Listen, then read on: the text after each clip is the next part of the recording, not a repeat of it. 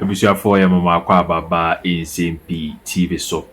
Ye call the miracle boy, miracle wonder, miracles Aboagye, one of the youngest and finest young politicians in Ghana, former DC of Electoral, presidential staffer, and key campaign spokesperson for Dr. Mahmoud Bawumia. A breaking silence on Alan Kojo Chairman Breakaway. And sana ejumano eba besha ase Super Delegates Congress ebe kaya Hackman owusu agyeman penimfo advise Honorable Alan Kojo Chairman say omo merge with Dr. Mahmoud Bawumia ebe a very strong ticket. Sa proposals na ebe mu sa Kojo mpie ni mu na din be mu. Yante any information from Alan's camp whether omo pese omoji anase ene omonje.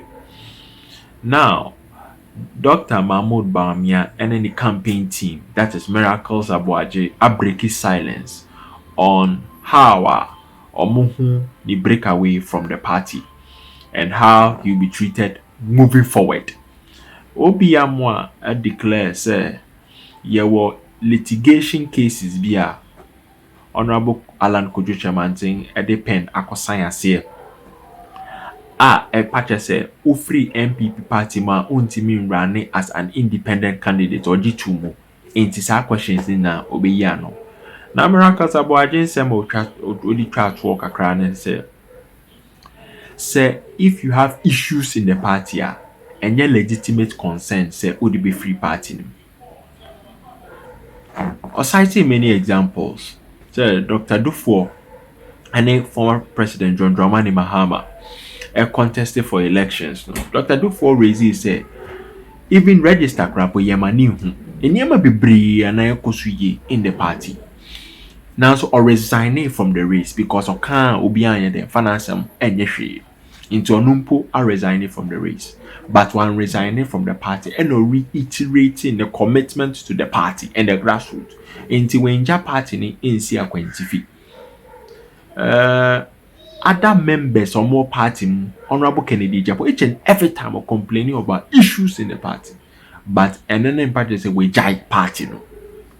Enti Alan Kojo Chairman thing, a jai party na any grounds, any weighty grounds obi there then jai party na. Now when tia now we jai party. Nyenko tie Miracles Aboagye in some of the two a far Alan's breakaway from the new patriotic party. Yeah, and he's complimenting. Yes, all the time. But Alfred, I think the only difference between what's happened in the MPP now with Honorable Alan Chairman and what happens in every other political party, the difference is simply because we have an individual who believes that he definitely needs to be on a ballot paper.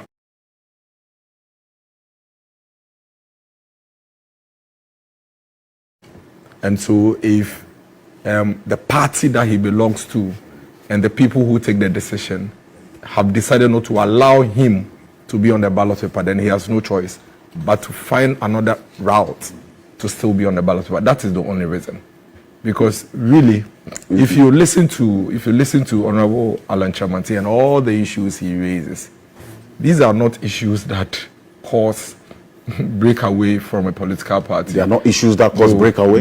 No. And I tell you that the party has been hijacked by Honorable Dafiama. I'll tell you. You see, party folks. I would later come on to the architecture of political parties and the structure. And I always say that most of our professors, and I'm using the word most of our professors, not all of them, are still living in the theories and are not really in tune with the realities of the politics of the day in this country. And I think that it's time they begin to marry the theories in the books with what actually transpires in the 275 constituencies and over 38,000 police stations. And sometimes you may think that the MPP and NDC at some point we agree on certain issues, but that's the reality. Honorable Kwabena Dufour, if you read the message he put out a few hours before he withdrew from the NDC, the issues are not different from the issues Alan raised. And I have some paragraphs. He said, as at this time, the party has begun distributing the ballot papers to the various regions and constituencies without involvement. he says that I wish to reiterate my commitment to the party and its grassroots. However, my concerns that the party is not ready to conduct free and fair elections is evident for all to see. Taking part in such would be akin to knowingly drinking from a poisoned calabash. After consulting with my support base nationwide, I've been left with no choice but to withdraw from the presidential election, as I cannot contest in an election which is blatantly fraught with irregularities, regardless of efforts to draw their attention. Honorable Kwabena Fudufo did not leave the NDC. He did not part ways with the NDC. In fact, he came back 2 days or so, I think a few hours later, to release another long statement to explain that in spite of his concerns, genuine concerns that he has raised, he's still part of the NDC. And let me tell you what, Alfred. Go and read Honorable Alan Chamanti's statement. These are the same issues. In fact, a lot of the issues he raises for his departure are issues after he has withdrawn from the contest. That's a fact. And sometimes I ask people that, okay, with all these interviews he's granted and all the issues of, I said this, I wanted to do this, they didn't allow me to do it. Of course, you're not the president. You belong to a group, you belong to a cabinet. Even our professors and our associations and our church programs, when we go, we don't take decisions based on individual views. We aggregate the views. And then the majority would, the majority view will go. You think that all of us seated here, even in our various groups, even Mr. Martin Pebu, and Kumi Preko Part 2, the one that failed. The management team of that group who organized it, I'm sure when they met, they disagreed on, let's take this route, take this route. And at some point, after it failed, some of them probably said, I told you, we should have done this. It's normal. But we should not distract the issues with the fact that he said there are issues. Which political party doesn't have issues? Which did you make any attempts to address the issues that has happened before? This same person did the same thing in 2007, and the issues were addressed. For which reason he continued to stay and contested in subsequent elections. Now the question is, if he had won August 26th, or even if he had placed second, a decent second in August 26th, I'm making this argument dispassionately, and we must do this logical analysis that if the man had won August 26th, or he had even placed a decent second, do you think he would have been here? Yes. Or even if he had placed, you were looking for exactly. Or even if he had placed a decent second, do you really sincerely think we'll be having this conversation? No. But so the fundamental issues he raises, his Northeast candidate was beaten. We saw the videos. Raise them. No problem. Raise them. There's a problem. It is part of every electoral process. Even our national elections. Violence. America, the mother of democracy, they are in court. FBI. There is no justification for the violence. I am not saying. Let me make the point and contextualize the issues. I don't want distractions. I am telling you that questions, in every democracy, so long as human beings are going to queue and take decisions, expect some of these issues to happen. Here this year in Ghana, the most advanced democracy, show us one that they go into the elections without anybody coming out to complain. Even America, the mother of democracies. So we should question the character of the individual. The MPP cannot say that the next elections will not have issues. The CPP cannot say that they will not have issues in the next elections. Even Ghana, in our own elections that is coming up, we will have issues. Is John Mahama, who is likely to lose, going to denounce his citizenship because he didn't win the elections? What did you say? I'm giving an analogy, a very possible analogy. Is he going to denounce his Mahama has raised issues. Yes. Mahama has raised issues with Techiman, Techiman South? Yes. Okay. And I think he's in court, a lot of issues. He hasn't denounced his citizenships. I don't want us to. Democracies have its own challenges. And lawyer, you agree that in every democracy, these things will come up. Raise them. Some of them may be addressed. Not in the way you want. That is the democracy of the day. We don't run the democracy based on individual aspirations. It is based on the collective decision. And that is why the organization has rules and regulations.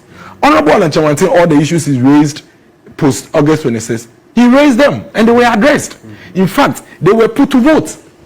At the National Council, which is the second highest decision-making body, there are processes. It is the same National Council that set the rules for him to be able to be part of the process. Now, you raise concerns. the concerns go to National Council, your representatives are present, a lot of your followers are members of the National Council, a decision is taken, and you are telling us that the organization that you belong to goes to a vote. About 70 or so people vote against whatever you bring up, and you have about 7 votes, and you are saying that you are smarter than the rest, then you don't belong to us. So we shouldn't confuse the issues. That fundamental question must be answered. That, Alan, should you have won August 26th? Or should you even have placed a decent second? Would we be having this conversation? Honorable Kennedy Japan beat you. He beat you to the second position, which you have been holding for all these years. He beat you to it. It tells you how much you lack in that aspect of mobilizing and organizing people. Now we talk about the system and the fact that, you know, some people have been, you belong to a political party. I am very young. Okay, as far back as 2007 when we were having the presidential election that Alan contested, I was in Legon. I was in Legon. I am very young.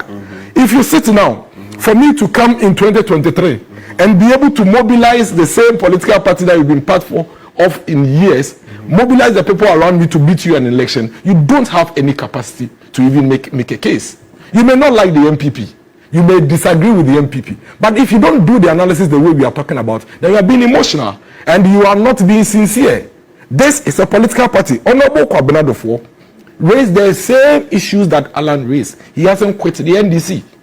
We only trolled the NDC, for a few days, that look at what you are doing, you are not bringing. See, the NDC went into an election, Alfred, and a female name was given to a male contestant, candidate at trade fair. That candidate came back and became a national Honorable Edwasare. He didn't quit. The day of election, they opened the ballot at trade fair, and he realizes that a female name or so has been given to him.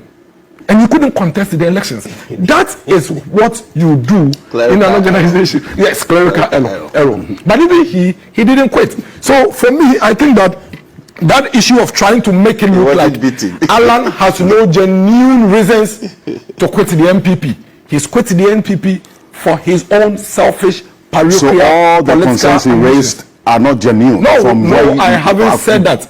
Pay very close attention to what I said. I said that you raise those issues in the political organizations and they are addressed.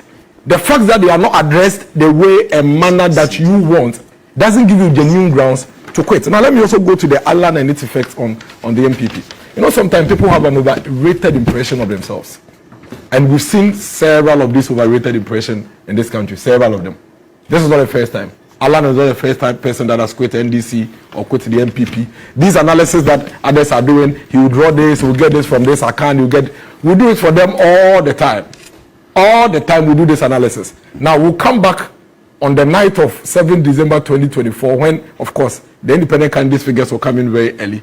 And then you hear the same pundits and the same people saying that, you know, we are disappointed, you should have done right. You know why? Because, Fred, the reality on the ground is that MPP, NDC have done a lot of work for the past 34 years. It doesn't come easy. It doesn't come cheap. Belonging to political parties is an issue of ideology and principles.